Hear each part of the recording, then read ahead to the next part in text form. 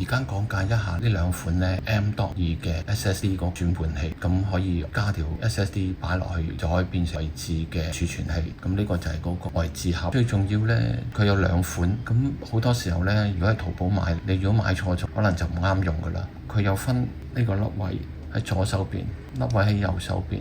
咁唔同嘅 M.2 SSD 呢，佢粒位唔同嘅，咁要根據翻你自己嗰個粒位呢，然後先買。喺淘寶買嗰陣時候唔會買錯。我哋睇到呢度 M.2 個位置就喺呢邊，咁對翻呢個位，咁我哋揀咗呢種形式，跟住然後就套入去。咁呢度有粒的可以鎖翻緊佢，咁就完成咗噶啦。我哋好簡單，反轉佢，套翻入去。